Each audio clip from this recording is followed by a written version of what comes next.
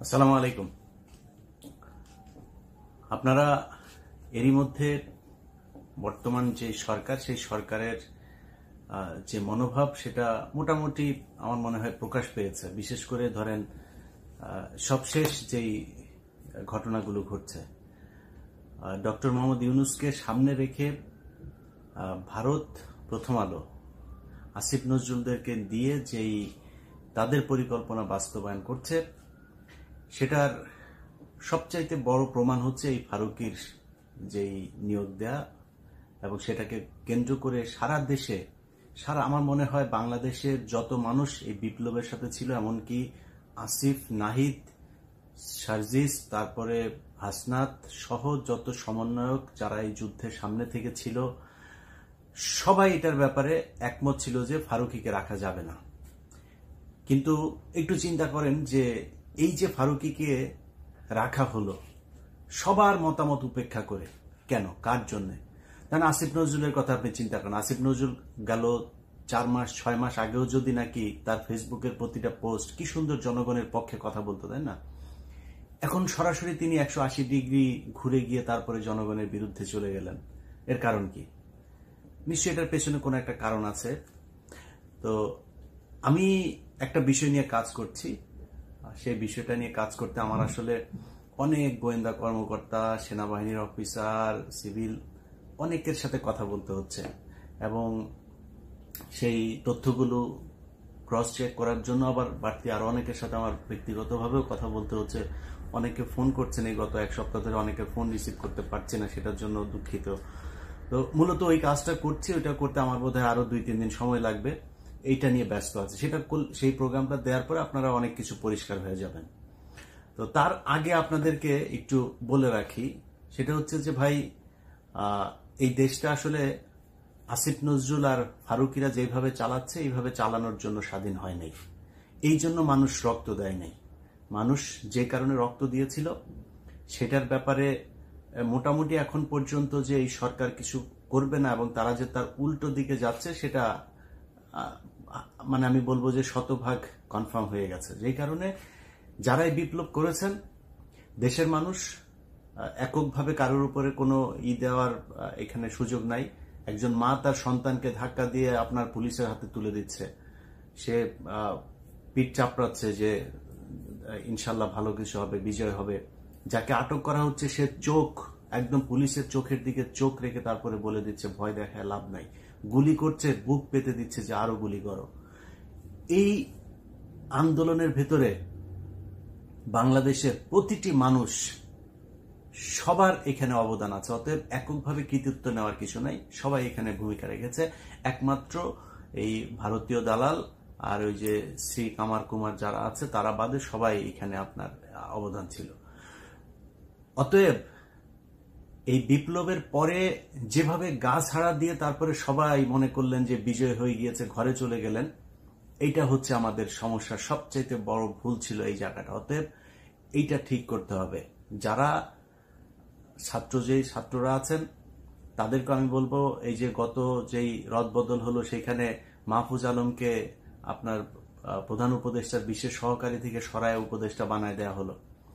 নাহিদ ইসলাম, তারপরে আসিফ, তাদেরকেও এখান থেকে সরানোর জন্য নানান ধরনের পায়তারা করা হচ্ছে। বিশেষ বিশেষ কিছু সিদ্ধান্ত নেওয়ার ক্ষেত্রে আসিফ এবং নাহিদ তাদেরকে জানানোই হচ্ছে না। তো এগুলো খুবই অ্যালার্মিং, যে কারণে আমি মনে করি আসিফ, নাহিদ, সার্জিস, হাসনাত সহ যারা যারা এখানে সমন্বয়ক ছিলেন, আন্দোলনে ছিলেন, যেসব রাজনৈতিক, আমি এখানে বিএনপি জামাতকে ছোট করে দেখার কোনো সুযোগ নাই। বিএনপি জামাতের অসংখ্য মানুষ এখানে আপনার এই যুদ্ধে অংশ নিয়েছিল, এবং তাদের এই শহীদদের ভেতরে বেশিরভাগই বিএনপি এবং জামায়াতের লোকজন। তো এই যে মানুষগুলোর সবার অবদান, আমি মনে করি এই বিজয়টা তাদের কারণে এসছে। বিজয়টা এই এখন যারা এই যে উপদেষ্টা মণ্ডলীতে আছেন, এদের আসলে এই দেশের একমাত্র ডক্টর মোহাম্মদ ইউনূস, ওইদিকে আদিলুর রহমান, আসিফ নজরুল, তার তো কিছু ভূমিকা অবশ্যই ছিল, এখনকার যে ভূমিকা সেটা নিয়ে তো প্রশ্ন আমরা তুলবই। কিন্তু এই মানুষগুলোর কিছুটা আমরা চিনতাম যে এরা আসলে সরকারের বিরুদ্ধে কথা বলছে, ভেতরে কার কি সেটা আমরা জানি না, কিন্তু কথা বলছে অন্তত। এই মানুষগুলোর বাইরে উপদেষ্টাদের নাম আমি আমার মতো একজন মানে এত রাজনীতি নিয়ে আমি বিশ্লেষণ করি, এত এই সোশ্যাল মিডিয়াতে কি হয়, কোথায় কি হচ্ছে, সরকারে এত কিছু নিয়ে আমি আলোচনা করি, আমি নিজে জানি না। বিশ্বাস করেন, আপনি হয়তো মনে করবেন যে আমি ফান করছি, আমি সবগুলো উপদেষ্টার নাম জানি না। তো এটার কারণ হচ্ছে এদের এই দেশে এদের কোনো অবদান নাই এবং এদের কোনো ভূমিকা ছিল না। এরা আওয়ামী লীগের বিরুদ্ধে 15 বছর একটা শব্দ পর্যন্ত লেখেন নাই। তো তাদের কাছে আপনি দেশ তুলে দিবেন? এত রক্ত দিয়েছেন এদের জন্য। অতএব আপনাদেরকে এটা বাধ্য করতে হবে। বাধ্য কিভাবে করবেন? আপনি শিল্পকলা একাডেমি নিয়ে অনেক কথা হচ্ছে না? শিল্পকলা একাডেমিতে আসিফ নজরুল তার বন্ধুকে বসিয়েছেন, আর তার শাশুড়ি ওই মেহের আফরোজ শাওন, তিনি আবার ফেসবুকে পোস্ট করেছেন, দিয়েছেন। আসিফ নজরুল তার নিজের মন্ত্রণালয়ে ফারুকীকে দিয়েছেন। আচ্ছা, নিজের মন্ত্রণালয়ে ফারুকীকে দেওয়ার পরে এই ফারুকীকে কারা কারা আপনার করছে, ওর নাম কি, চঞ্চল, পলাতক চঞ্চল চৌধুরী, সে অভিনন্দন জানাচ্ছে। মুন্নি শাহ, পলাতক আরেকজন, সে অভিনন্দন জানাচ্ছে। তো এই যে এদের নিজেদের লোকজন যে আসিফ নজরুল যে তাদের কথা বলছে, সেটা এইসব দিয়ে প্রমাণ হচ্ছে। অতএব এগুলোকে এখন আপনি করবেন কি? আসিফ নজরুল বাংলাদেশে এত শক্তিশালী কেউ না। আসিফ নজরুলের 2 দিন পরে রাস্তায় ধরে পোলাপান থাপড়ে, ন্যাংটা পোলাপান থাপড়াইলো, আসিফ নজরুল পাশে 2 জন মানুষ এসে দাঁড়াবেন। আসিফ নজরুল যা করলো এই 5 তারিখের পর থেকে এখন পর্যন্ত। অতএব আসিফ নজরুল চাইলে এটা করতে হবে। ভাই, এখন ধরেন আপনি এই যে কালবেলা এই সন্তোষ শর্মা এখন পর্যন্ত আপনি অফিস করছে, আরে ভাই ওরা থাপড়ায় ওইখান থেকে রাস্তা ওইখানে দাঁড়ায় থাকতে হবে, পোলাপান দাঁড়ায় থাকতে হবে, 200-400 রাস্তা দিয়ে আসবে, 2-5 জন দাঁড়ায় থাকলেও চলো, ও উঠবে ওরা থাপড়াইতে হবে ধরে, ও নামবে ওরা থাপড়াইতে হবে ধরে, ও অফিস করে কেমনে? তো আমরা চাইলে এগুলি কিন্তু করতে পারি, বাট করছি না, সময় দিচ্ছি। কালকে ওই যে বৈশাখী টেলিভিশনের অশোক চৌধুরীকে নিয়ে একটা প্রোগ্রাম করেছে, আমি 15 মিনিটস নিয়ে আমার দেশে কাজ করছিল, সেটা নিয়ে কাজ করার সময় আমার টিমের এই খবরটা অশোক চৌধুরী জেনে যায়। পরশুদিন সে করেছে কি, সে তাদের ওই অফিসের একটা গ্রুপ আছে, ওই গ্রুপের মধ্যে সে আপনার মেসেজ পাঠিয়েছে যে সবাইকে কাউকে না জানিয়ে সে চলে যাচ্ছে, এই জন্য দুঃখিত, কেউ যেন কিছু মনে না করে, সবার কাছে দোয়া চেয়েছেন, তারপর থেকে সে পলাতক। এর কারণ কি? কারণ এই যে মেয়েরা যে আমার কাছে বক্তব্য দিচ্ছিল যে তার কাছে কিভাবে যৌন হয়রানির শিকার হয়েছে, সেটা মানুষ জেনে যাবে এবং তার বিরুদ্ধে এখন মামলা হবে, পুলিশ খুঁজবে, তার আগে থেকেই তিনি চলে গিয়েছেন।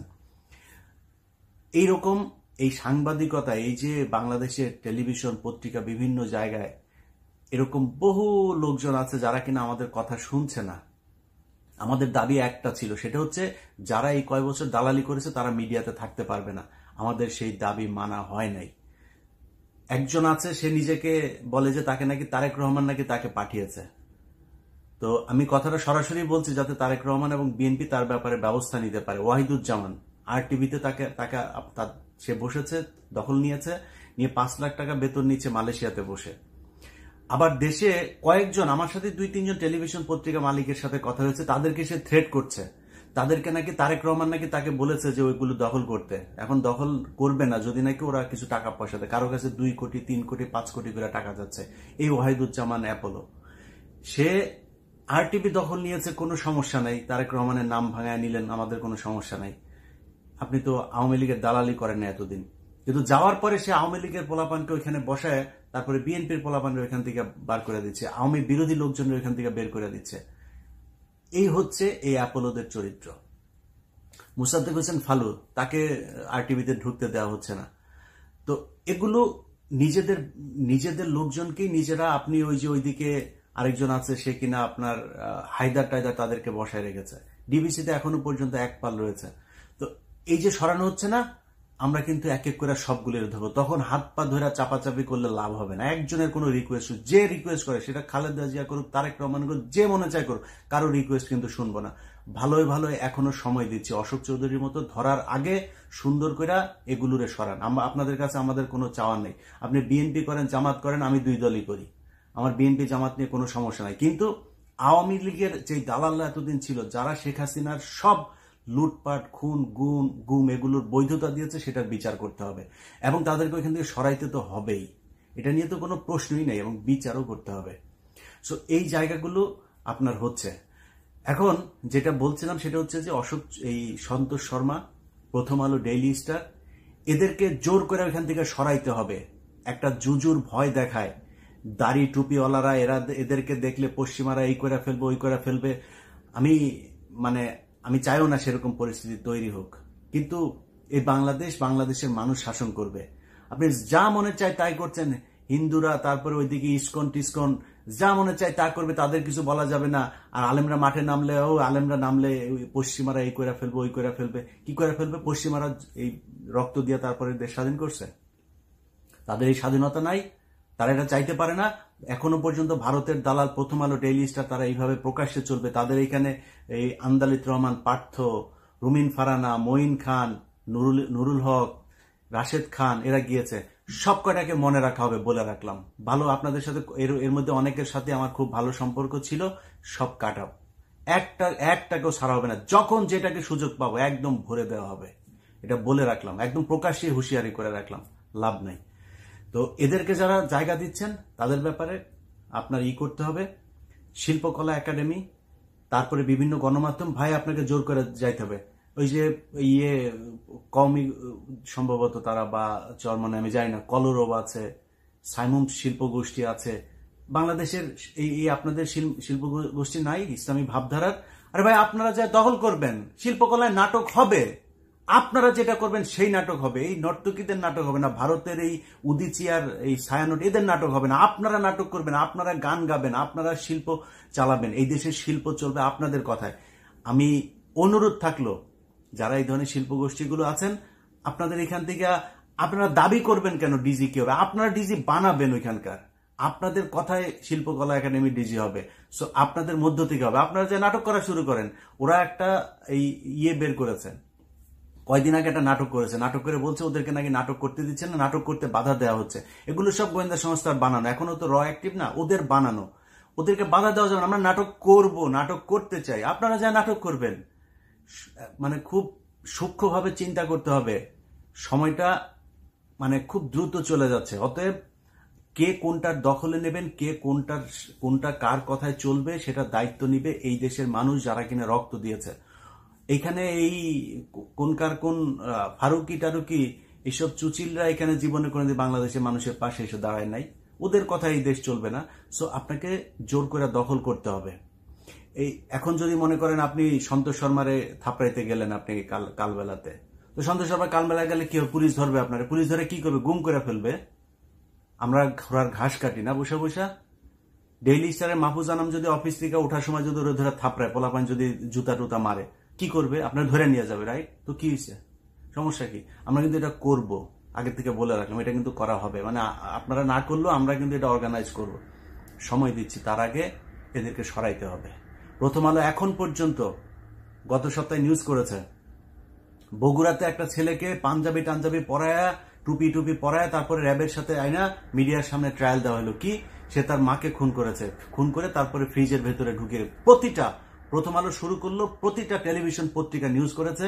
মাদ্রাসার স্টুডেন্ট, প্রতিটা বলা ভুল হবে, কয়েকটা বাদে বেশিরভাগ মাদ্রাসার শিক্ষার্থী মাকে 500 টাকার জন্য খুন করে ফেলেছেন, খুন করে ফ্রিজের ভেতরে। কি ভয়ঙ্কর! মাদ্রাসার শিক্ষার্থী, বুঝতে পারছেন?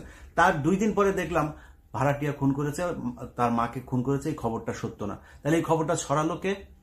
এগুলি হচ্ছে প্রথম আলোর সূক্ষ্ম কারচুপি। তারা প্রথমে করে, গোয়েন্দা সংস্থার তাদের লোকজন আছে না, সেগুলো দিয়ে করায়। মিডিয়াতে তাদের একটা চক্র আছে, এরা মিলে এটা করে। সো এই সূক্ষ্ম এই চক্রান্তগুলো, যে তোফাজ্জল মারা গেল না ঢাকা বিশ্ববিদ্যালয়ে, সূক্ষ্ম চক্রান্ত। এই চক্রান্ত বোঝার ক্ষমতা সবসময় হবে না। বাট একটা জিনিস মাথায় রাখেন, প্রথম আলোকে যদি কিছু নাও করেন আপনারা, প্রথম আলোকে খেলতে দেওয়া হবে না। সরকার যতই করতে চান, তার পেছনে দাঁড়াইতে চান, প্রথম আলোর প্রতিটা নিউজকে এই ধরনের কাউন্টার দেওয়া হবে। বাধ্য হয়েছেন না ওইটা বলতে? কেন করেছে জানেন? এইখানে লোক পাঠিয়েছিলাম বগুড়াতে, ওই ছেলের বাসায়। তো আমার ধারণা যে এটা তাদের তো গোয়েন্দা সংস্থা প্রথমে একটা নাটক সাজাতে গেল, এখানে কয়েকদিন পাহারায় থাকে। সেই পরিবারের আশপাশের লোকজনের কিছু বক্তব্য নেওয়ার পরে এই গোয়েন্দা সংস্থা এই নাটকটা আস্তে করে ঘুরে ফেললো, বললো যে না, ওর মাকে খুন করেনি, কারণ বের হয়ে যেত। অতএব প্রথম আলো যতগুলো এইভাবে নাটক সাজাইতে যাবেন, সব কটার কাউন্টার দেওয়া হবে।